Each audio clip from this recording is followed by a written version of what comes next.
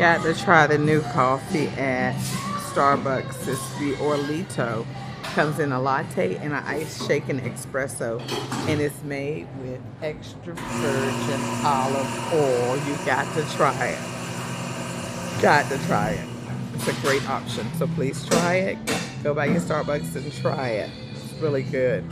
I'm just amazed because when I think about what Starbucks is doing and I think about what Christ already done and how important the oil was throughout the Word of God.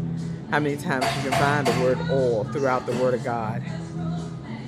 How those cultures, Mediterranean people and people in Africa and the Middle East, they all eat olives and oil and just, and the Italians, and how important it was for years and years, way before now, but just how important it was. And to the point where one time I found myself in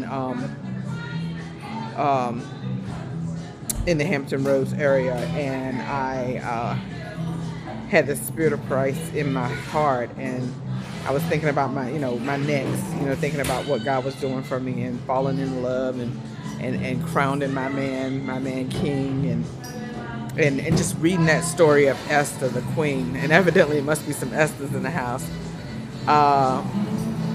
and how significant it was for her once she was already married, when she needed to talk to her husband and really get his attention, because a king is always so busy. They are busy doing so many things and righting so many wrongs and correcting so many situations. And a lot of times you have to, you get in a rut of doing what you do every day. Like, you get up in the morning, you eat breakfast, you get dressed, you go to work. And so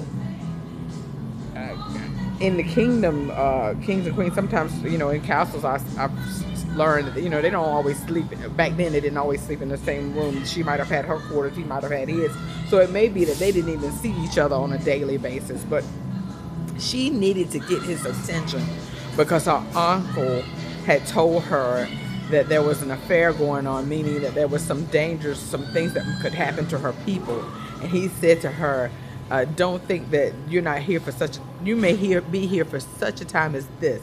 And so she decided, what is a way to a man's heart?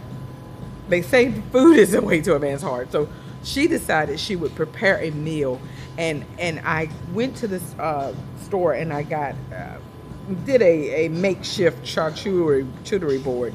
And so I believe every race is represented in the Word of God. I believe every living race is represented in the Word of God. And I believe that's what that was for.